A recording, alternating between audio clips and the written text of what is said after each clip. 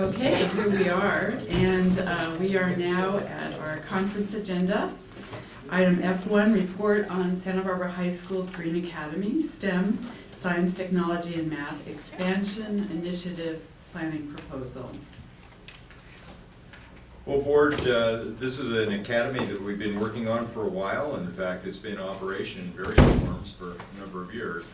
We have some outstanding teachers here from Santa Barbara High School. I'll let Melissa Woods introduce her team. And we have Mark Caprito, principal at Santa Barbara High School, here with us tonight. To introduce this, we have Robin Sawaski, our Associate Superintendent for Education. Okay, see what's left here now. Actually, I did want to say a few words, and it's nothing new, actually. In fact, there's no question that industry-themed pathways that connect learning with students' interests and career aspirations can really transform the high school experience. And we see that already in some of our schools. And we know that the schools who are really able to close the achievement gap and are doing just extraordinary work in all areas are those kinds of schools that are able to do that, to really connect the learning to real life interests of the kids. And the kids say at those schools where they're making a huge difference, I really want to come to school because I'm doing something that's very interesting to me. And I kind of know where I want to go with this.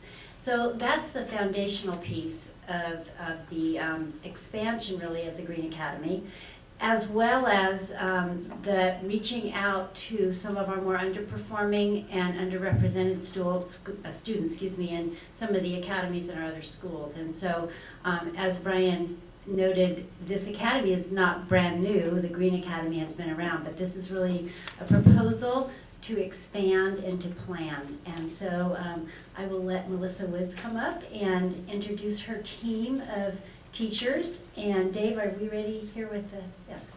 Okay, thank you. Would you like me here? Can you hear me without a microphone? You need a microphone. Darn it! Only because it's on the video. You can take it off. No, I'll try to stand still. I'm kind of a busybody. So I'm Melissa Woods, and I'm here to talk to you a little bit about the Green Academy. So we have at our high school our principal, Mark Caprito, and the teachers involved are Jose Caballero, Stephanie Rivera, David Yale, and myself, Melissa Woods. So Jose, back in 2003, Mr. Caballero, with a grant through Growing Solutions Restoration and Education Institute, came up with the Green Academy. And it was a Department of Education grant, I believe, that helped support this. And what he ended up creating was lots of courses that involve sustainability, and he did green biology, environmental horticulture, AP environmental science, and projects in sustainability.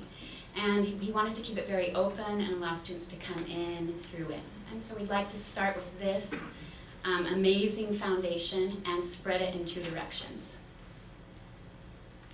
So Stephanie Rivera has decided to join us and make green chemistry. So she's taking her curriculum and taking little bits of it and turning it into parts that have sustainability, integrating all the green stuff into her courses. And so we've also put her in charge of helping our school kind of green their curriculum across the whole board. So we hope to see social studies, math, English, all having lessons that incorporate this as well. So we'd like to see our entire campus do that. And so Stephanie's our girl for that.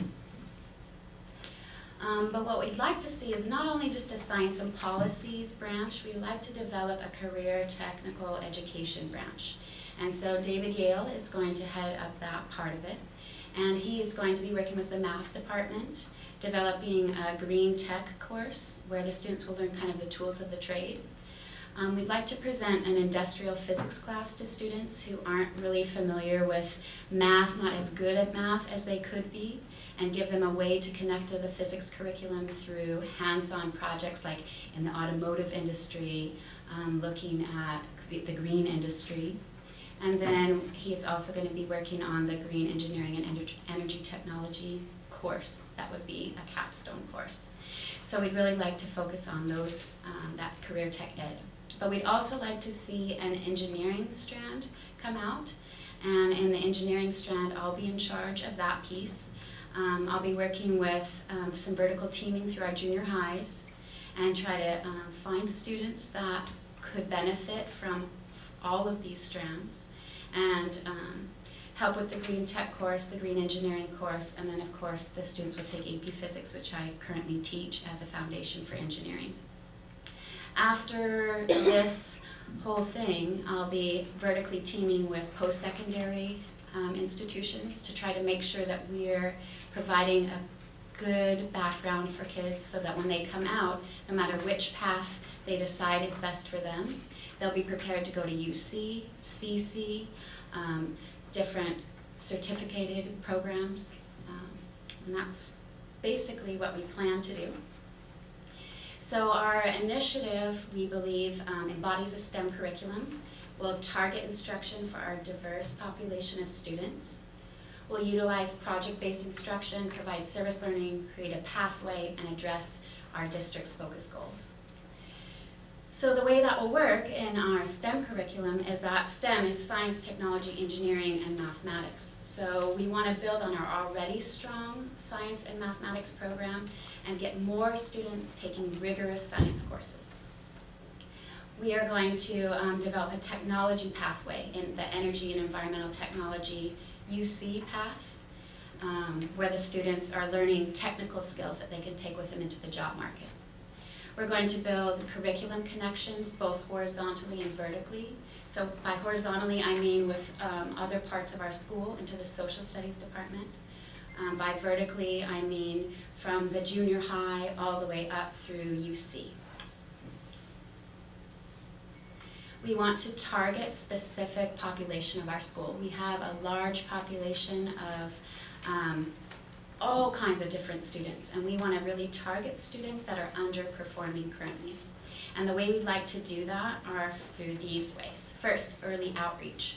We'd like to send our upperclassmen down to teach lessons at the lower level. That's already happening with the Projects in Sustainability course, where they take a lesson down to, say, 5th grade and 7th grade, I believe, and they teach something about green sustainability. And the students come up through already knowing something about it, picturing themselves in the students that come down to see them and can feel excited about that. We also want to create a Green Summer Institute. So we've always had Becoming a Dawn, or we had Becoming a Dawn at our school, which was a 2-week program where we brought incoming 9th graders in and gave them a smorgasbord feel of what our school is about. And we found it very successful. We also had the opportunity, or Mr. Yale actually was involved in the Cesar Chavez Leadership Institute that did the same kind of thing, but it focused more on physics and math. And we saw our students blossom. This underperforming set of kids started to blossom through this. And so what we thought would help is if we make a Green Summer Institute, where the 4 of us or some cohort would take these targeted students and try to get them familiar with our campus, our process, our academy, and just get to know us a little bit so they can feel more comfortable. Through the Cesar Chavez Leadership Institute, Mr. Yale and I thought about what we're calling expert groups. So when they were able to learn about the tools that I use in my physics classroom, suddenly they were the experts. So they could come in and they were valued for their knowledge by the so-called smart kids. And so they could work together and help each other. So what we'd like to see is that we take our targeted group, put them in a green tech class for a semester, kind of build up some skills with them, and then integrate them with the higher performing students so they can help each other. The underperforming students are good with their hands, can help teach our higher performing students how to use a wrench, how to climb on top of this roof to install a solar panel. The higher performing student can help those students with their math skills and their study skills. And so we hope to integrate them like this in different ways as we go through the tree. So in green tech, we'll match them up. In green engineering, we'll match them up again. And then finally, in projects in sustainability, these kids will be mixed together in groups to work on projects, teach each other, and learn how the real world works. That's how we all work. We focus on each other's strengths. Of course, it's going to be project-based because it's science and we love playing with our toys. We want to teach them tools of the trade, like I was mentioning, wrenches and things like that. How do you use a wrench? Righty-tighty, lefty-loosey.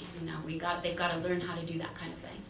We want it to be rigorous and relevant curriculum, real-world problems that we solve together, not just silly physics problems, but real-world things. We need our world to become more sustainable.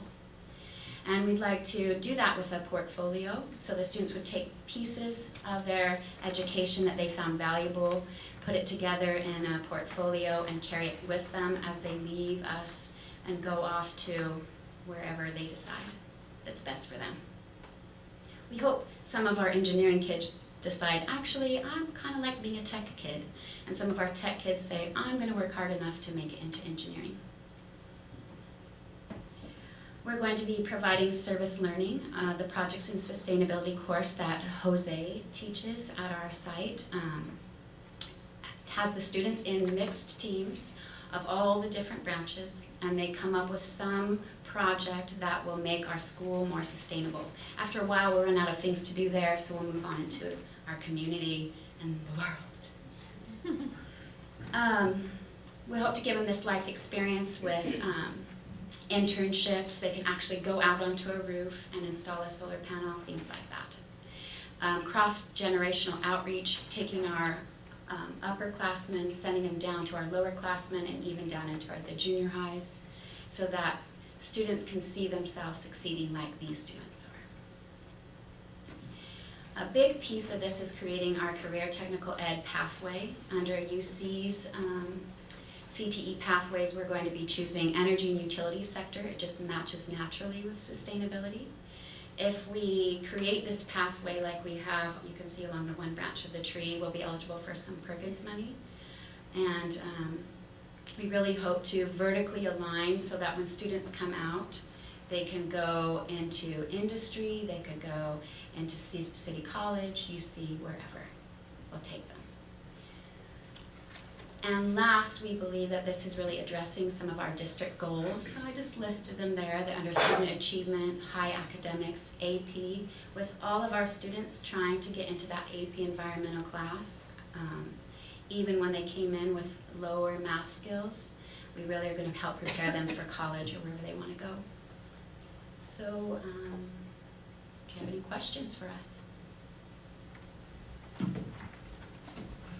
Thank you, Ms. Woods. This is indeed an exciting proposal. It's hard not to get excited when you put green and career technical education together, I think. But I would like to ask my board members, what questions you might have for the group or comments.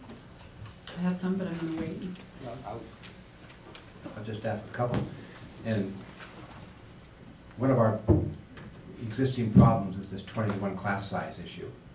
And I noticed in here several of the classes are based on 20-to-1, and also you say the district is going to have to provide funding for some of these things. And we're facing a $5.5 million budget change.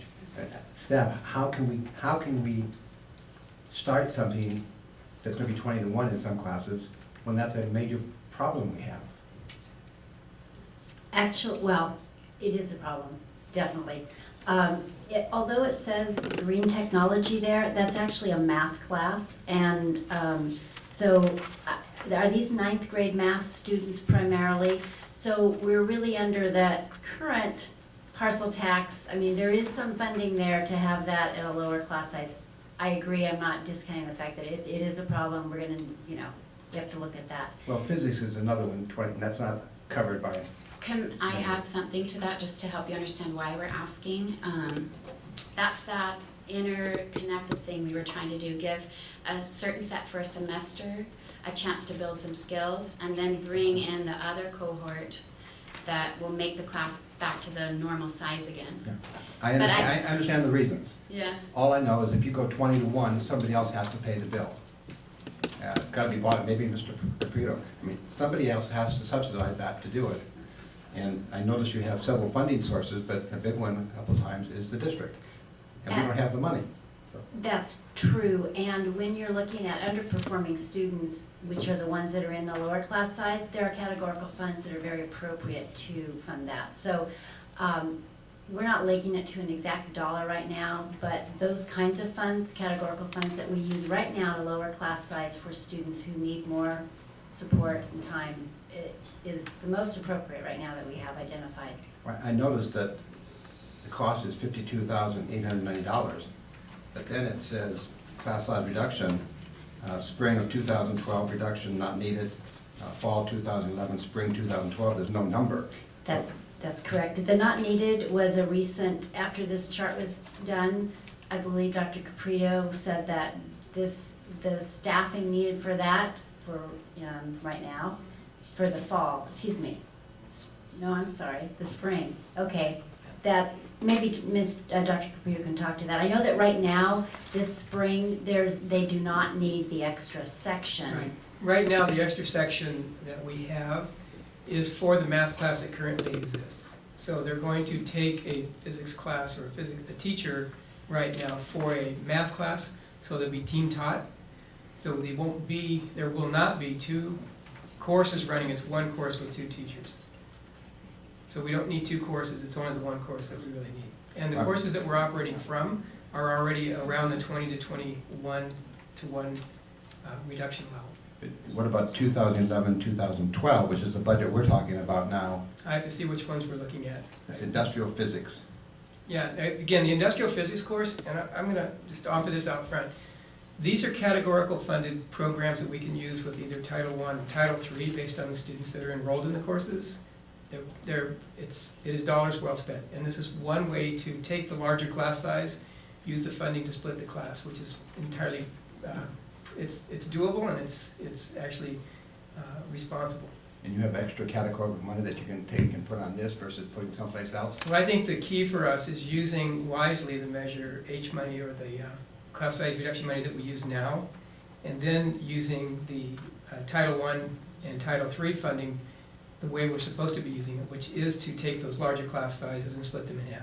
But we don't have, and Mr. Smith, and we don't have an excess of H money to use on other programs, do we? I mean, we don't have enough to do ninth grade math as it is. That's correct. I mean, basically, Measure H should be picking up about 3 more FTEs based on our analysis. But I think what Dr. Caprito is saying is that you've got federal Title I and Title III dollars, which, interestingly enough, will probably not factor into our budget discussions. I can't say that for our Tier 3 categoricals, which we'll probably really have to take a hard look at.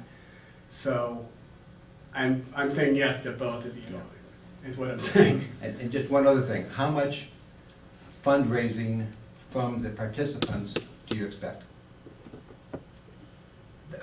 Is there a cost to being in this program? No, there's no cost to the students. I'm going to speak to address that. We haven't discussed a cost for the students. It is not an academy as we've discussed in the past.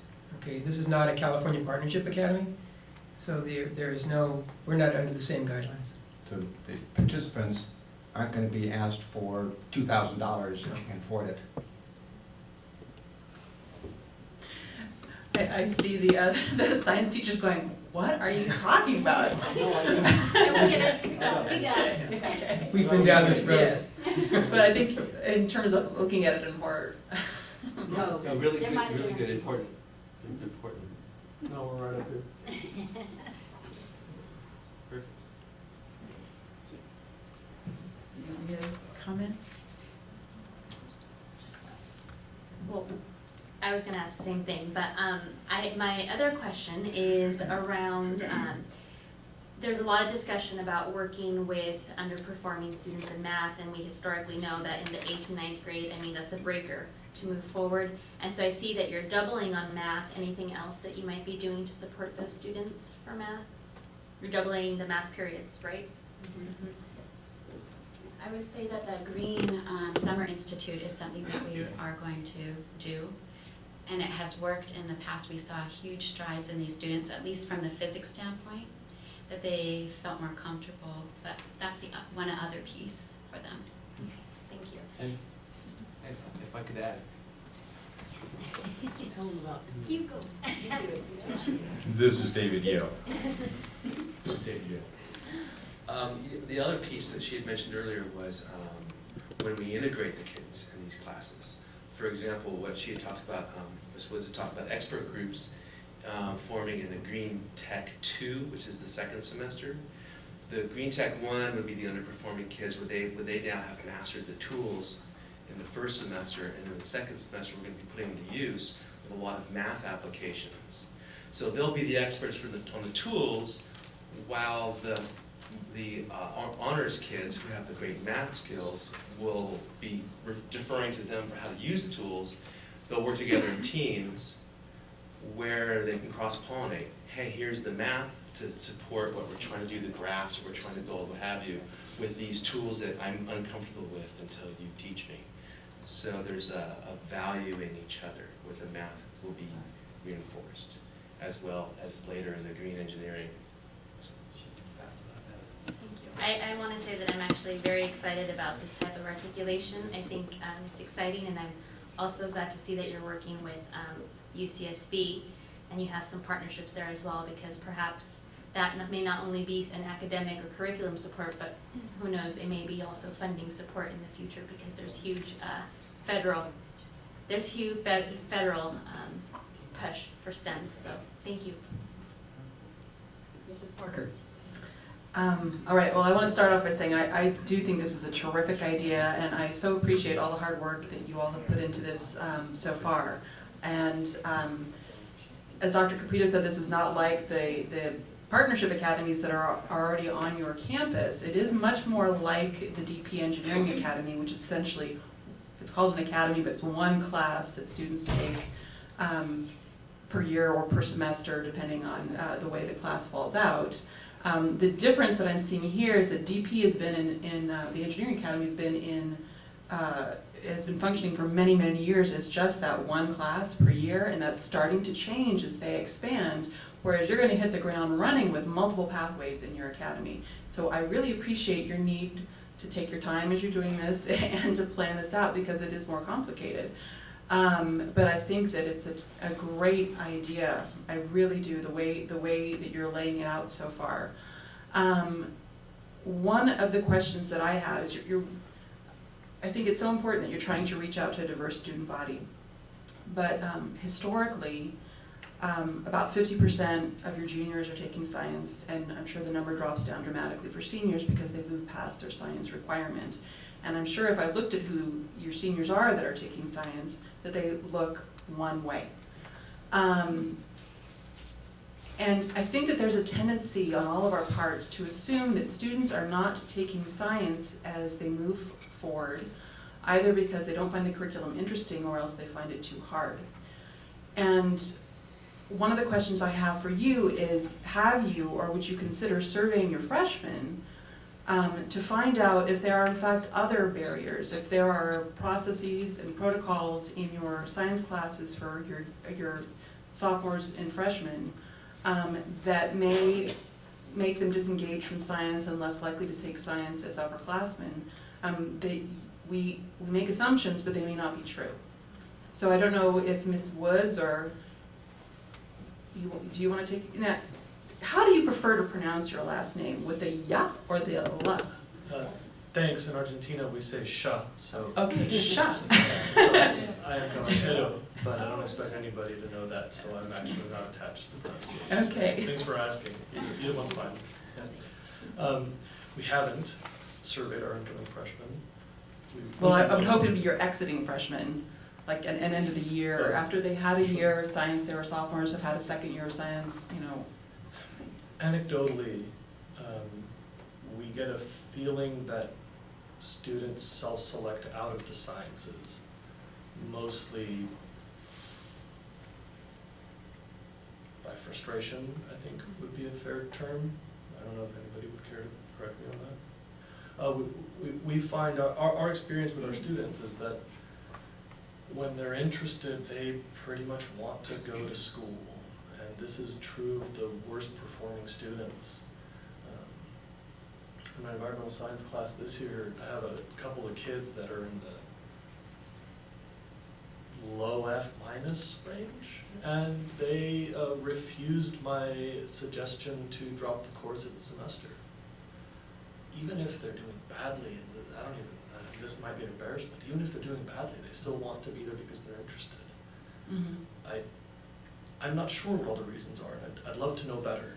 I don't claim to know to answer that, but we've definitely seen that the kids that are engaged want to come to school. Yeah.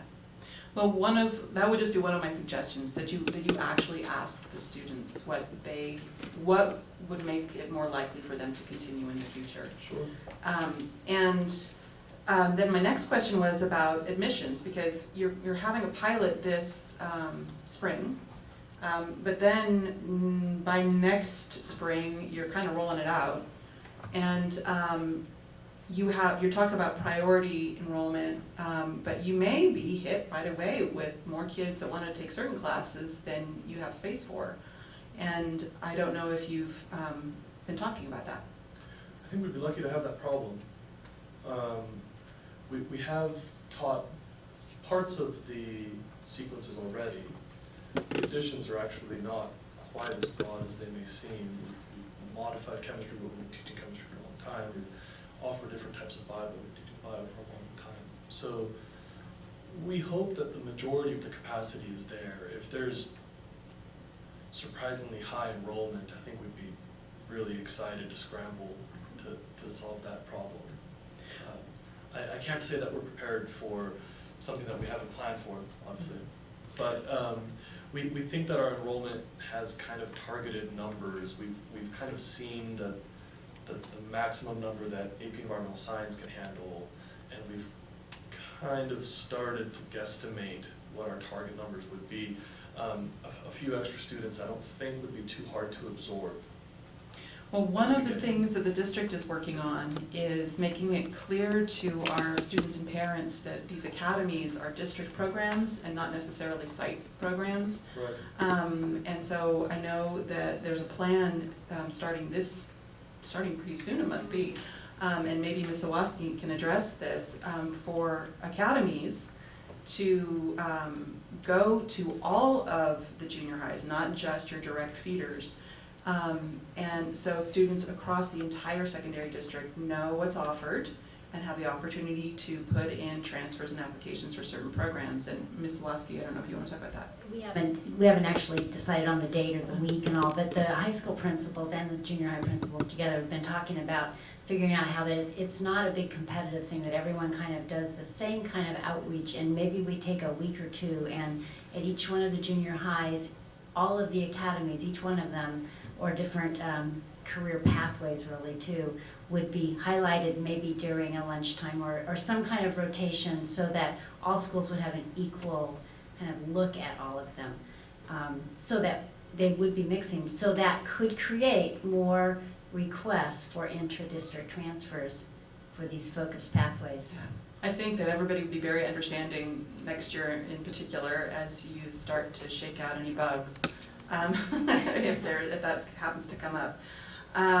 One thing I would suggest is in your pathways, one of the things you don't have on there is your Algebra 2 freshmen that come in. You don't have very many, but they're there, and so you just want to be, maybe I'm sure it follows the geometry pathway, so if it just said geometry/algebra 2, so that those students and parents know that this is for them too. And then, like Mr. Heron and Ms. Limon, the district contribution for funding is an issue, and it would be important to me that we find it from categorical resources. But it really sounds like that's a strong possibility. It's appropriate. Thank you. I have a couple specific questions and then just a couple of thoughts.